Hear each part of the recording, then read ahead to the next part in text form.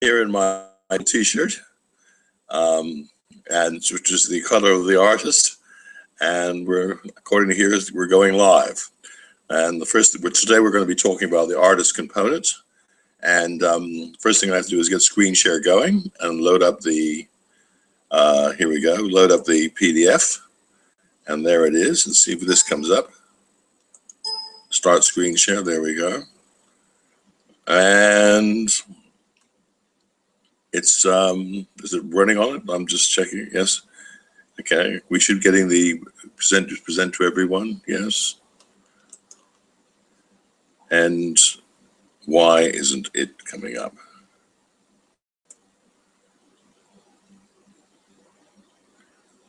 Okay, this is we look at screen share. Ah, we've got it. Okay, so that's the headline: Practical EQ Webinar.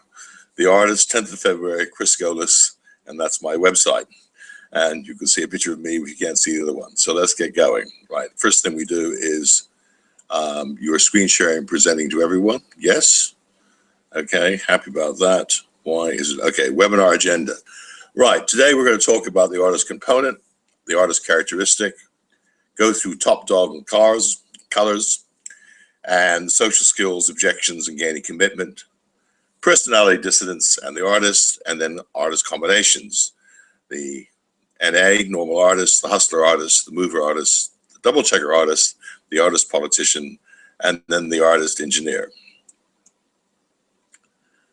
Right. I keep looking at this and thinking, is it changing? Yeah, here we are. This cartoon, if you look at the second row, third person moving left to right, you can see a classic artist in action. For those of you who are not familiar with America, we've just had the Super Bowl, and one of the teams that plays in the American Gridiron League, National Football League as it's known as, is the Green Bay Packers. And the Green Bay Packers live in Wisconsin, based in Wisconsin. It's a famous team, working class team. And Wisconsin is also famous in America for making cheese. And one of the things the fans wear is, you can see these cheese hats, right? So they're the cheese hats, which is famous.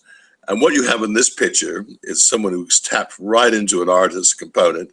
As you can see, his cheese hat is not your standard wedge, but a brie, and he's sipping a glass of wine. And I think this is one of the great points about an artist. They beat to a different drum, almost to the point of snobbery. That's one of the things I've discovered about them, and I just thought this cartoon epitomized it beautifully. So you have this football fan wearing a brie cheese hat with a glass of wine at a National American Football League game. And as I said, this is the cheese hat. I just thought it was a wonderful cartoon to start off, but it grabs the essence of the artist. They beat to a different drum. The next thing which comes up on artists, if we're talking about them, why is it blank? This is when, okay, right. As I said, this slide is the one. Basically, artists are driven by the desire to create. I think this slide should just about, here it comes. This is the standard normal distribution. And in terms of five-factor theory, they're high in openness to creativity. So you've got these, you always remember that we have all 7 components within our personality. Most people are with one plus or minus 1 standard deviation, i.e. 68% of the population has an average artist component. If your artist is high, you're individualistic, sensitive, stubborn, and visual. Whereas if your artist component is low, you're down to earth, you're reliable, you don't beat to a different drum, you're not individualistic, but you're frank and you're outspoken. So that's classically sort of reliable. But the main thing is the desire to create and high and openness creativity. And always remember, when we're talking about artist components, people with a high artist component, there are basically one to 3 standard deviations out there. They're in that area there. Okay, next slide. Artist subcomponents. As I've mentioned before, what happened with Chan and McLeod, they in fact worked out subcomponents for the artist and came up with these 5 factors, which they call autistic A, autistic B, C, D, and E. And these are the five key factors when you look at an artist. They're sensitive to social impacts, to people around them. Right? They're unsociable. They don't go out of the way and make social contact. They have feelings of difference from other people. They also have the tendency to retreat. And then finally, their interests are circumscribed. They are very heavily interested in a few things, and they go into with very high intensity when they have an interest. So these are the concepts. So you got an introverted individual, feels he's different, he beats to a different drum, focused on solicit points, and he doesn't engage in social contact. He or she doesn't engage in social contact. I.e., you think of an artist, and we'll have a slide of him later on. Van Gogh would be a classic artist. Right? Okay, so these are some of the characteristics, and these are some of the cartoons I picked up with artists. Artists are empathetic. They're sensitive to the vibes of a situation. They tend to be loners with a very, very strong sense of identity, and they keep their own counsel, right? They've got a few close friends. They do not have lots of acquaintances, right? They're visual and not verbal, right? They tend to lack social confidence. A major thing is that they're non-confrontational, and they tend to avoid eye contact. So one of the sort of things you're told, like when you're a salesman, you look at someone and maintain eye contact. Well, you do the opposite with an artist. If you start boring in on them with trying to maintain eye contact, they get feeling very, very uncomfortable. In fact, what they say to themselves is, this person is just a bloody salesman. I don't want to talk to him. As I say, circumscribed interests. This means they have a few interests and very focused. They're introverted. They don't go out. They're idealistic. They will do things they know very, very well. In terms of introversion, I think a very good way of summing this up is that we had a Premier of New South Wales, Nick Greiner, who he's a high A, and his wife, Catherine Greiner, had a lot of mover in here. And I remember going to a function which they both sort of came into, and Catherine Greiner walked around, and there was about 100 people at this function, and spent the next sort of 90 minutes going around, talking to, shaking hands, and touching every person in the room. Whereas Nick Greiner came in, started talking to the first person he was in the room. He was the Premier of New South Wales, he sort of had to. But at the end of 90 minutes, he's still talking to the same person. Unsurprisingly, he wasn't re-elected, right, after his first election. And that's just classic of an example of what happens with artist people and how they react. So you don't often find them in politicians. Okay, how do you recognize them? Well, this is a classic, the top dog, which is, talk, organization, position, dress, office, and gambit. I don't know why this is flickering, but okay. But talk, they tend to be inarticulate. They use etc. Organization, they work in creative organizations and work in positions of design. They tend to be oddball dressers, as we'll see a bit later. Their offices are incredibly tasteful, and in terms of gambit, they tend to be punctual and not formal, but punctual but formal. They don't use your first name easily. They will shake hands, etc. But they tend to be quite formal. It'll be some time before they use the first name, but they are on time. They're sensitive. I don't quite know why this is flickering, but I'll get to the next one. Cars. Well, I've got cars here. I just chose these two for sort of several reasons. First of all, I had one is unfortunately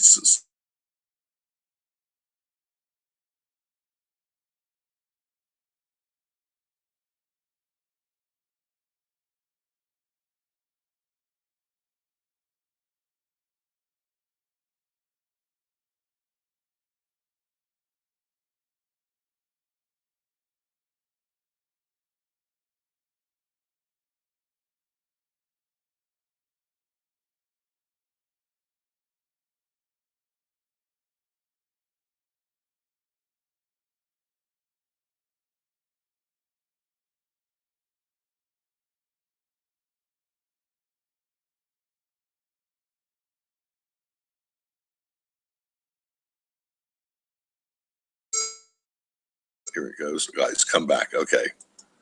And I'm stopping the broadcast. Yes, you're screen sharing, presenting to everyone. Okay, it's come back live. Okay, here we are. All right, so that's good. So that's the cars that they like. So it's visual cars. And the Audi TT, I remember one of the companies we investors, venture capitalists, the chief system designer, he was high A, and he drove an Audi TT. It wasn't purple. I choose purple because purple is their, as I said up there, is the odd color. As I always say, is they're highly individualistic in their colors. And I'm very fond of purple because one of my wife's best friends is high A, incredibly stubborn as an individual, individualistic. And I remember that she painted the front room, which was sort of open to her neighborhood with two big picture windows. She painted the walls purple, and the neighborhood just couldn't believe it, that she would choose this color. But as I said, they beat to a different drum. So in terms of colors, I have this one. This is Akira Ishikawa. Okay, a famous Japanese dress designer. As we know, the Japanese can be quite quirky. And it just, I sort of flashed through, sort of looking at it. The TV shows that are where they have the fashion designers on, people trying to, design sort of clothes, etc. All those guys are a high A. They've got a lot of A component in them. And here's an example. He's got the purple lavender, as you can see, color. Very unusual dress.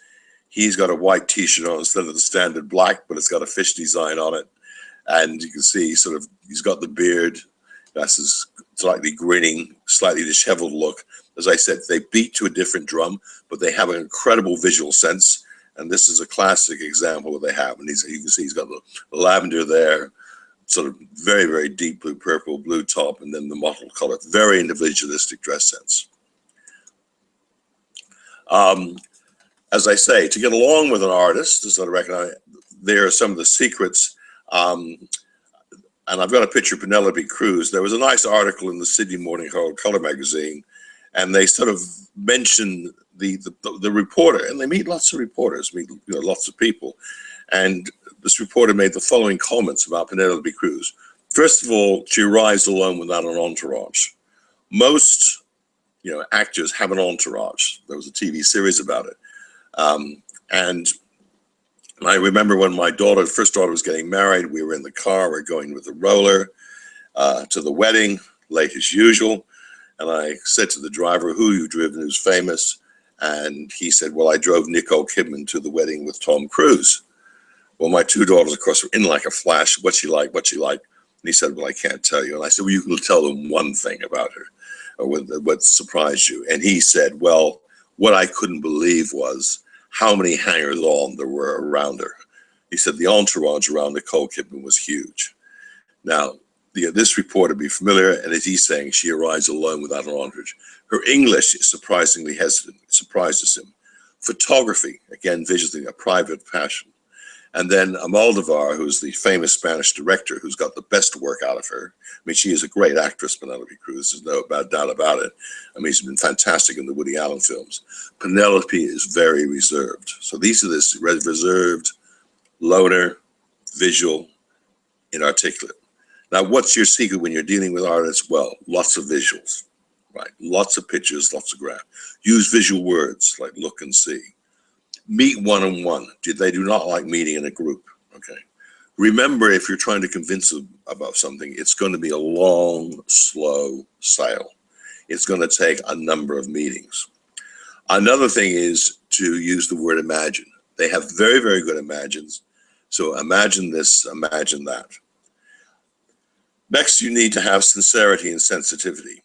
They're open to the vibes. If they don't think you're sincere and you lack sensitivity, you are dead. They won't buy from you. So you can't be pushy. And that's one of the great mistakes that people make with artists. They tend to think them, and they say, you're agreeing with me, aren't you? They won't say anything. The people think that the silence is agreement and discover later on that, in fact, in no way were they going to buy from you. You cannot be pushy. You've got to be sort of sincere. Objections. Here's, as I said, I finally got the picture of Van Gogh up there with his cut ear. Again, he beats to a different drum. I will not make a decision now. This is a classic thing with an artist. They're stubborn, right? They tend to be loyal to an existing supplier. Not because like the double checker, because he's scared about the risk of changing. It's because they don't want the potential confrontation that will occur if they do change. But probably the most common objection with artists, and people don't pick up because they don't voice this, is they don't like you. They don't like what you are. They think you're, particularly if you're a salesperson, they don't like salespeople. They think you're pushy, and they just don't like you. They're on the vibe. We'll talk a bit more about dissonance in a few moments, but that's their big objection, along with loyalty to the existing supplier, and I won't make a decision now. In terms of commitment, I've got Richard Branson here. Look, he's got other components. He's got some hustler in him, and I know he's got some mover, but he's an artist. Again, there was an article about Richard Branson, and they said to it in the picture, they said, in this article, the reporter said he talked, and he said ah, and more than anyone he'd ever met. And I've met several people who met Richard Branson, and they said, absolutely. They said he's got this image of being a very jokey, funny sort of guy. In fact, he's socially incredibly inept in the sense he's not an easy talker. He's not a great conversationalist. He's charming, but he basically stammers and etc. So this is so what you use is a commitment technique, which basically appeals to their imagination because they can imagine. And the famous closing technique to use with an artist is an impending event. And of course, this is in financial services. Imagine how bad would you feel if you failed to get the maximum tax deduction by missing the June 30 cutoff date. As you can imagine, again, using imagine, there will be a rush of people at the end of the financial year trying to get this deal. Look, we must get started now. So that's the artist commitment technique. Come up with an impending event, a deadline, and imagine how bad you would feel by not doing it. Classics of artists, and it works, right? Okay, managerial styles of A's. And here's Richard. I mean, as you said, individualistic, dressing up in a spacesuit, and he's sort of trying marketing, etc. They're good, actually very good planners because they can imagine the things that go wrong. They tend to be impractical, right, and idealistic. They lead by example, and they find it difficult to give others. They got two really big weaknesses as a manager. They don't dismiss poor performers. And secondly, they avoid conflict. They don't like it. So that's what's going to happen. And, you know, Richard Branson, what he's done well, he does two things extremely well, in my opinion, when I read about him. I know he's got these sort of walks on water and all that. The two things he does well is he sets up joint ventures, and he puts in the name, says, I'll do the PR, and you put in the money, and we'll split the equity 50-50. Very smart at using other people's money. And if it doesn't work out, well, you know, I did try, but I didn't lose any money. And then secondly, what he surrounds himself with people who basically, when he walks off the beaten path, which he says is incredibly common, they bring him back into line. So that's how Richard Branson's secret. As I said, that's what I think he does extremely well. Okay, an artist, how do they come across? Okay, people think they contribute little to the discussions by keeping quiet. They tend to be too reactive. They wait until people come to them, and they don't speak up when they should. They're not, in fact, good salespeople. They prefer to take orders rather than develop business. And they're probably too appreciative of the other person's feelings. They do have empathy of other people. And then finally, they're worried about the confrontation. They don't ask for commitment. So that's effectively half. And the people who don't like artists, who don't feel comfortable with artists, are basically, okay, an artist they don't like hustlers. Movers are too noisy. Hustlers, they think they're shifty. And then politicians are too aggressive and assertive. And artists don't like that. Right, so that's basically the sort of three. So it's movers, hustlers, movers, and okay, the classic CEO. I mean, components, as we'll see sort of later on when we talk about the politician. Okay, those are the three components of the sort of natural leader, but okay, the artists don't sort of get along with them. Right. Okay, normal artists. Now, this is easy. They're considerate, tactful and polite, can work independently and privately, creative problem solvers, perfectionists and idealistics, and stubbornly dedicated. Now, what I've got here is a picture, if you don't know, he's Steve Wozniak, who was Steve Jobs' partner at Apple. And in the film that's come out, it's very funny. It's a classic idea. He keeps appearing. Sort of the essence of the film. If you can read it, I've written a blog on it. But it's effectively 3 acts, and in each act, Steve Jobs is going out in front of the audience to give a presentation, and these people come in front of him and start talking.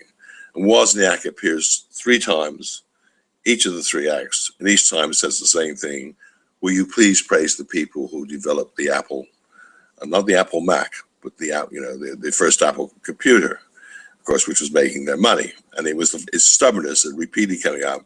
And Steve Jobs keeps saying, "No, the Apple is an outdated machine. We're working on the Mac. It's the new world now. I'm not confusing the issue." So it's anyway. But on the other hand, Wozniak is very known to be, he's tactful and polite. Of course, he was a computing genius. He's got other things in it as well. And the great story about Wozniak and Jobs was they got this contract when they were first working together to redesign something for the Atari.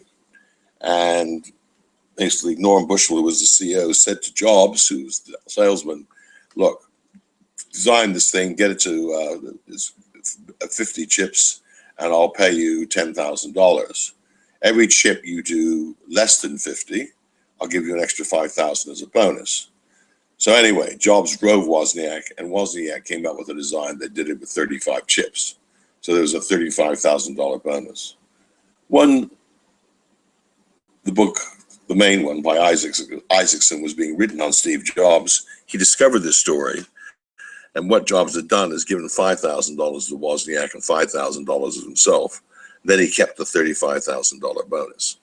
And Wozniak, thinking this was, amazing story, went back to Wozniak and said, "Did you know this had happened?" And Wozniak sort of shrugged his shoulders and said, "Well, that's the way Steve was." So it's just classic, etc. I mean, he's basically worked independent, very creative problem solver, etc. And lo and behold, his partner screwed him. I just think it's a great story. It shows the 2 in character. And Jobs' reply, of course, when Isaac then told Wozniak, and then went back to Jobs and said, "I discussed it with him. He never knew." And Jobs just said, "Well, what's his problem? I made him a billionaire, right? Well, what does he want?" So it was a lovely story. There we go. Okay, artist hustlers. They're on page 116 of the Humm Handbook. Steve Jobs, to me, is the absolute epitome of the artist hustler, and they're individualistic yet shrewd and manipulative. They understand and feel for others, but they're tempted to use this for their own advantage, and they do. They can be quite selfish, offhand, and they're a loner, and they're inscrutable. And as I talk about it in the book, creative psychopaths in one sense. I mean, the guy was unbelievably brilliant in making money, just simply unbelievable. But absolutely, in the film comes out, and you read the stories of Steve Jobs. I use them in case studies in my workshops. He is absolutely an amazing character, right? But the film got him. People don't like the film has been sort of, let's say, the Apple idealist. The people love him. Of course, Terab said this is terrible presentation of Jobs and what he's like. In fact, I think he probably got him quite well. I mean, Wozniak said he did, etc. People said that's the way he was. Anyway, if you're dealing with them, you've got to be sort of very good. Mover artist, I think, don't get me wrong, Branson definitely has some hustler in him, but these 2 strong components are basically mover and artist. They're enthusiastic and energetic, willing to take on new and varied projects. And of course, that is Branson to a T. They provide variety and socialize with people they know, but they're socially awkward in new contexts, as I told you in the story with the reporter. So it's just etc. But on the whole, by the way, it's probably the nicest combination. As I said, my 2 brothers-in-law were mover and artists, and all the women loved him. I mean, they were definitely, they thought, fortunately Randy's now died, but he was all the women loved him. He was a great character, and ditto for Pierre, right? And they've got a lot of M and a lot of A. Of course, there's a conflict there, right? I mean, the mover's highly energetic, extroverted. The artist is basically withdrawn, introverted. So depending on, you know, how much normal they have, they integrate or not. Double checker artist, page 118 on the book. I've got up here the emotional intelligence of Hamlet. Hamlet is a wonderful double checker artist. So Laurence Olivier said in his film, in his preamble to Hamlet, which, you know, won the Oscar, I think, in '48, that it was about a man who could not make up his mind. That's a double checker. But of course, artist is basically very creative. And I've written an ebook that you can buy called The Emotional Intelligence of Hamlet, where I apply the Humm to analyzing the various characters in the play, and plus some management lessons from it. But the big thing about double checker artists, full of underlying doubts and apprehensions, and of course, that's what Hamlet's about. You know, was the ghost actually his father? Did his new father-in-law, who married his mother, actually kill his father? But other than he strived to be conscientious, they have considerable reserve and skepticism about others, and they really need a mentor. Is one of the comments. They need someone they can basically, you know, talk with and deal out.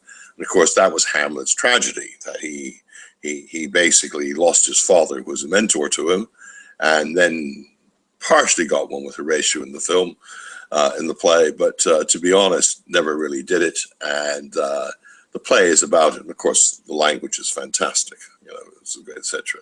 But if you want to read more about Hamlet and learn about double checker artists, as I said, there's a short summary on page 118 of the Humm Handbook, but also, in fact, get hold of the ebook. But it's because Hamlet is a really great play about double checker artists in action. Right. Artist politician, a rare combination, but I do think we've had one or two. Classically, here's a great, I think, Keating. Now, don't get me wrong, he also has a lot of hustler in him. He's actually a hustler, artist, politician, but I think the artist and the politician are stronger, right? Again, page 111 of the Humm Handbook, you can see him here in a picture. He's got the blue tie on, blue suit, but then you can see in his room here, very interesting in terms of the artifacts and the arts, and he's a collector.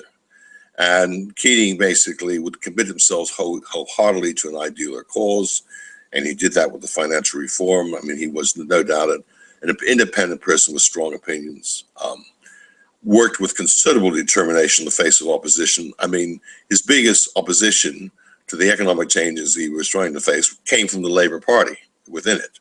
I mean, Howard is not given the credit for it, actually voted with him on a number of his propositions and got them through. Keating's weakness, of course, he doesn't easily or often take on contrary views. It's basically my way or the highway. And he's very, very smart. And of course, he can argue the case very, very persuasively. My favorite story about, well, I've got several great stories about Keating, showing his artist side. One was when he was prime minister, and Evans, who was his foreign secretary, brought around the Indonesian ambassador to meet with him, took him to the prime minister's residence in Canberra, and Keating was basically upstairs, you know, having a nap or something, and Evans said, "I've got the Indonesian ambassador downstairs," and Keating said, "I've met enough people. I don't want to meet anyone else today." And Evans said, "Look, it's the Indonesian ambassador. They're our next door neighbors. You know, you're always going on about how we got to be close to Indonesia. You've got to go down and say hello to this guy and meet with him." I don't want to. Anyway, supposedly it took all of Evans's persuasive abilities finally to get Keating to come down and say hello to the guy. Then, of course, he was incredibly charming to him, but it took him 15 to 20 minutes when he, for most people, would have said, "Yes, I understand. It's an Indonesian ambassador. They're our next door neighbor. You know, very important that we have a good relationship with him. I will go down and meet the ambassador immediately. Thank you for bringing along." The other one, which is wonderful, he was in Germany, and he was meeting Kohl, the German premier at the time, and Kohl brought out a model of Berlin, saying, "This is what we're hoping to achieve." And I can highly recommend going to Berlin. It's a fantastic city, and it's all being rebuilt with government money. It's the center of Germany.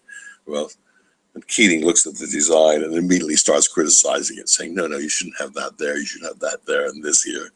Kohl is absolutely stunned. There is this person criticizing their design. Right. Finally, we have the artist engineer. This character is in one of the videos I use. Wonderful artist engineer. I said research scientist. He's got the pens in the pocket, which give away. He's in fact a lab technician, and then you can see up there the little ankh symbol around his neck. So he's an A. This is the most introverted combinations, right? So they're research scientists, quiet achievers. They're not team leaders, right? Is that true? And they prefer to publish rather than present. And one of the great jokes about artist engineers I do like was a chap who was wanted by a fly. He was a fly fisherman.